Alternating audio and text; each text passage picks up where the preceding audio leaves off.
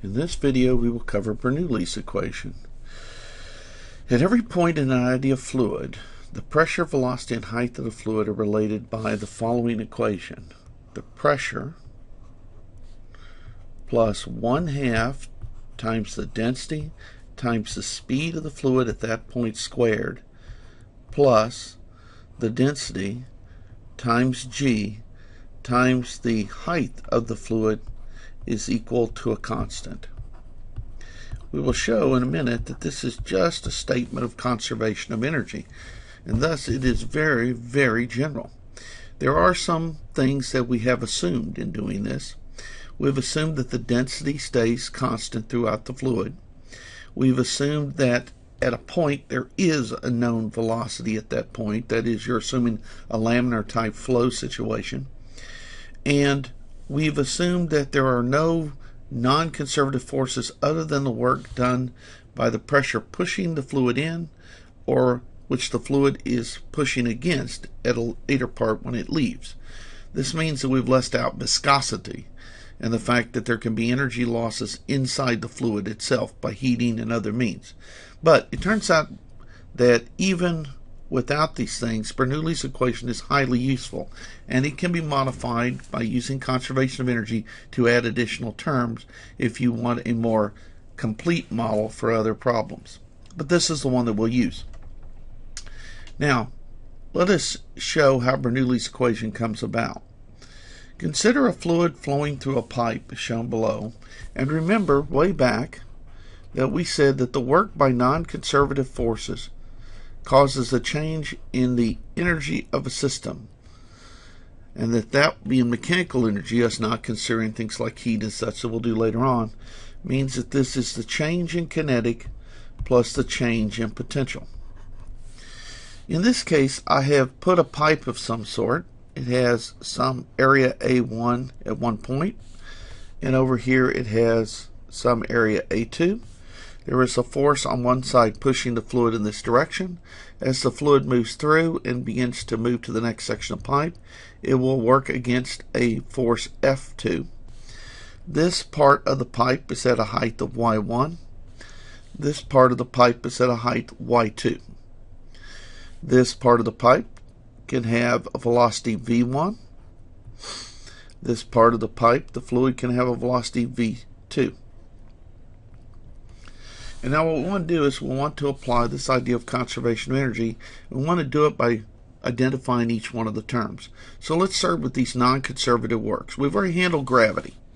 It's conservative. So the work that we're looking at is this force here pushing this volume, A1 times delta X1, like this, through the pipe. So as this force displaces the fluid, delta X distance, the work by that force on the fluid is the force, F1, times delta X1. Now we prefer to talk about pressure. So I remind you that pressure times area, so this would be pressure P1, whatever the pressure is at point 1, times the area A1 gives me force 1. Applying this force perpendicular to this area gives me a pressure, and that pressure times this area working backwards gives me the force times delta X1. Now I can also write this as P1 times the area times delta X1. But what's this? Area times delta X is the volume. And remember, we don't need to put a subscript on the volume, because since this fluid is incompressible, whatever fluid is moved over some displacement here has to have the same amount of fluid moved in another part of the pipe. This is our continuity equation. In essence, the statement that over a given time, which could be 1 second, the same amount of fluid has to flow at each point inside our pipe. So this simply says the amount of work is simply P1 times V. We do a likewise thing for the other side of the pipe. So here we have W2, we have F2, and we have delta X, but this time there's a slight catch. let's go back and look at our drawing. The force is pushing this away. The displacement is in the opposite direction. And remember, there's a dot product in work. So it's force times delta x2 times the cosine of the angle between the two. And our angle here, let me draw the delta x2 up here. The angle here is 180 degrees. And the cosine of 180 is minus. So this force is trying to speed up the fluid. This force here is trying to slow it down. So it does negative work. Now we can likewise replace this in terms of the pressure. So we have minus pressure 2, area 2 would give me the force, times delta x2. But this is minus P2, A2 delta x2. But that's just volume, so I get minus PV. So the work is pressure times volume. And if it's doing positive work, it's a positive PV. And if it's doing negative work, trying to oppose the motion of the fluid, it's minus. So the first force does positive work, the second does negative work. Now we need to look, that's the two non-conservative forces. We're going to add these two works together to get Wn sub C. So assuming that there's no other unconservative, or I don't know why I use the word unconservative, generally we use the word non-conservative. WNC is W1 plus W2. So we have P1V minus P2V is equal to delta K plus delta U, which means K2 minus K1 plus U2 minus U1. So now we need to find the kinetic and the potential energies. The kinetic energy at the fluid at position 1 is 1/2 times the mass times the speed squared at that point. Remember, the same amount of mass also flows through any part of the pipe.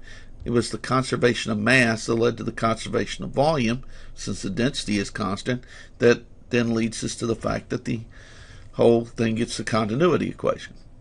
So let's change mass in terms of density. We get 1/2 the density times the volume, both of which don't need subscripts, times V1 squared. The kinetic energy at the second place is 1/2 mass times the speed of the fluid squared. So that's 1/2 density times the volume times speed at position 2 squared. We also need the gravitational potential energy. Well, U1 is mass times gravity times Y1. And let me go back and show you how that's being measured. There is some point, doesn't matter where you want to call it, that you call y equals 0.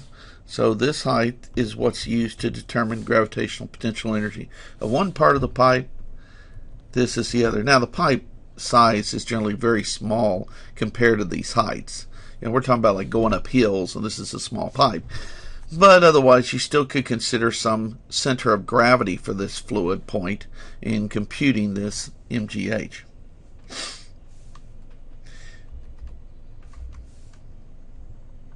Let's replace the mass with density and volume. Times G times Y1. And likewise, the gravitational potential energy at the second point, mgy2, is density times volume times G times Y2. So we have all four terms. We have our two kinetic energies, our two potential energies. We can stick them right up here in our conservation of energy.